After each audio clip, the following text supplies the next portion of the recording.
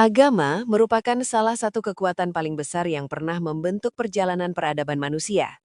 Sejak ribuan tahun lalu, agama berperan dalam membangun sistem nilai, membentuk identitas kolektif, memengaruhi hukum, hingga menentukan arah politik dan hubungan antar negara. Namun, meskipun agama sering dijunjung sebagai hak dasar manusia, kenyataannya tidak semua kepercayaan mendapatkan perlakuan yang sama di setiap negara. Di sejumlah wilayah di dunia, Islam tidak diakui secara resmi sebagai agama oleh negara. Akibatnya, umat Muslim yang tinggal di sana terpaksa menjalankan keyakinannya secara tertutup.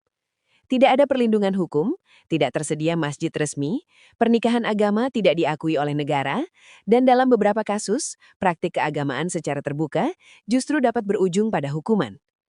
Selamat datang di channel Sisi Media. Dalam pembahasan kali ini, kita akan menelusuri 7 negara yang menolak atau membatasi pengakuan resmi terhadap Islam. Kita akan melihat latar belakang sejarah, kepentingan politik, serta dampak nyata kebijakan tersebut terhadap kehidupan sehari-hari umat Muslim. Tapi sebelum lanjut, jangan lupa tekan tombol like, subscribe, dan nyalakan loncengnya, karena ada beberapa contoh yang akan dibahas mungkin akan mengejutkan dan menunjukkan betapa rapuhnya kebebasan beragama ketika berada di bawah kendali kekuasaan negara. Mari kita mulai dari negara pertama dalam daftar ini. Nomor 1. Slovakia. Slovakia merupakan salah satu negara anggota Uni Eropa yang memiliki pendekatan berbeda terhadap Islam. Berbeda dengan sebagian besar negara Eropa lainnya yang secara resmi mengakui Islam, Slovakia justru memilih untuk tidak memberikannya status hukum. Pada tahun 2017, parlemen negara tersebut mengesahkan undang-undang baru yang menaikkan ambang batas jumlah pengikut yang dibutuhkan agar suatu agama dapat terdaftar secara resmi. Jika sebelumnya diperlukan 20.000 pengikut, jumlah itu dinaikkan menjadi 50.000 orang.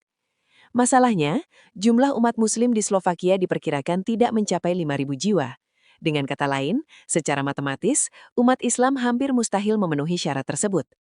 Sejumlah politisi nasionalis bahkan secara terbuka mengakui bahwa kebijakan ini dirancang untuk mencegah Islam memperoleh pengakuan resmi. Akibatnya, Islam tidak memiliki status hukum di Slovakia. Tidak ada masjid resmi yang diakui negara, hanya ruang salat kecil dan pusat komunitas yang dikelola secara swadaya.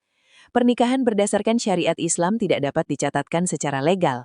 Para imam tidak diakui sebagai pemuka agama resmi, dan komunitas Muslim tidak menerima dukungan finansial dari negara, berbeda dengan gereja Katolik dan Protestan. Situasi ini menciptakan kontradiksi yang mencolok. Slovakia mengklaim menjunjung tinggi kebebasan beragama sebagai bagian dari nilai Uni Eropa, namun dalam praktiknya menolak mengakui Islam. Organisasi hak asasi manusia mengkritik kebijakan ini sebagai bentuk diskriminasi terselubung, sementara pemerintah membelanya dengan alasan perlindungan identitas budaya nasional. Bagi umat Muslim Slovakia, kehidupan sehari-hari berarti menjalankan iman mereka secara diam-diam, tanpa pengakuan dan tanpa kehadiran institusional yang sah. Nomor 2. Yunani. Hubungan Yunani dengan Islam sangat dipengaruhi oleh sejarah panjang masa lalu. Selama hampir 4 abad, wilayah Yunani berada di bawah kekuasaan Kesultanan Ottoman. Pengalaman tersebut masih membekas kuat dalam identitas nasional Yunani modern. Konstitusi Yunani menetapkan gereja ortodoks sebagai agama dominan, sementara Islam hanya diakui secara terbatas di wilayah Trakia Barat, tempat komunitas Muslim keturunan Turki dan Pomak telah hidup selama ratusan tahun. Di luar wilayah tersebut, umat Muslim menghadapi banyak hambatan administratif. Organisasi Islam di kota-kota besar seperti Athena dan Tesalonika seringkali kesulitan memperoleh izin resmi. Selama puluhan tahun, Athena dikenal sebagai satu-satunya ibu kota di Eropa yang tidak memiliki masjid yang berfungsi secara resmi. Umat Muslim terpaksa beribadah di apartemen pribadi atau ruang bawah tanah yang disewa. Baru pada tahun 2019, pemerintah membuka sebuah masjid kecil di Athena. Namun, masjid ini dikelola langsung oleh negara tanpa keterlibatan otoritas Islam independen. Ini memicu kritik karena dianggap sebagai simbol pengakuan semu. Sementara itu, komunitas Muslim imigran dari Pakistan, Bangladesh, dan Mesir tetap berada dalam ketidakpastian hukum. Kondisi ini menciptakan sistem dua lapis. Minoritas Muslim historis di Trakia memiliki pengakuan terbatas, sementara komunitas Muslim imigran tidak memiliki status yang jelas. Bagi banyak Muslim, kebijakan ini memperkuat rasa keterasingan di negara yang sangat menjunjung tradisi ortodoks. Yunani menjadi contoh bagaimana sejarah dan identitas nasional dapat membatasi kebebasan beragama, bahkan di dalam kerangka Uni Eropa. Nomor 3. Republik Ceko. Republik Ceko dikenal sebagai salah satu negara paling sekuler di Eropa. Mayoritas penduduknya mengidentifikasi diri sebagai tidak beragama. Pandangan sekuler ini memengaruhi pemerintah terhadap seluruh agama, termasuk Islam. Untuk memperoleh pengakuan resmi, sebuah agama harus memiliki setidaknya 10.000 anggota dewasa yang merupakan warga negara. Populasi Muslim di Republik Ceko relatif kecil dan terdiri dari banyak warga asing, sehingga sulit memenuhi syarat tersebut. Akibatnya, Islam belum mendapatkan status hukum penuh. Masjid memang ada di Praha dan Brno, tetapi pernikahan Islam tidak diakui negara, sekolah Islam tidak menerima subsidi, dan organisasi Muslim hanya diakui sebagai perkumpulan biasa, bukan lembaga keagamaan. Sentimen anti-imigran yang menguat dalam politik Ceko turut memperburuk keadaan. Sejumlah politisi nasionalis secara terbuka menyatakan penolakan terhadap Islam, alasan perlindungan budaya nasional. Meskipun umat Muslim jarang mengalami penganiayaan langsung, kurangnya pengakuan hukum membuat mereka terpinggirkan dalam kehidupan publik dan kehilangan hak yang setara dengan agama lain. Nomor 4. Eritrea.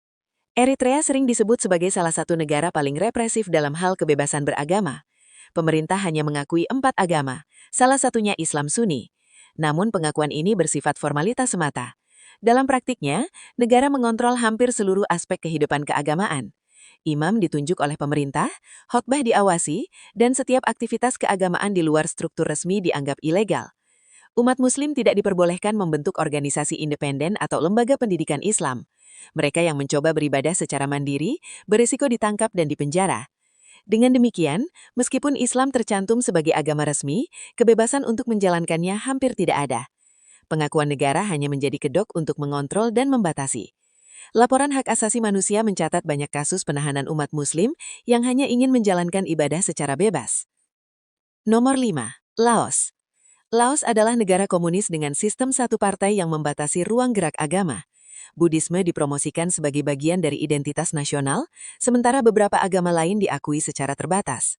Islam tidak termasuk di dalamnya. Populasi Muslim di Laos sangat kecil, sebagian besar merupakan imigran yang tinggal di ibu kota.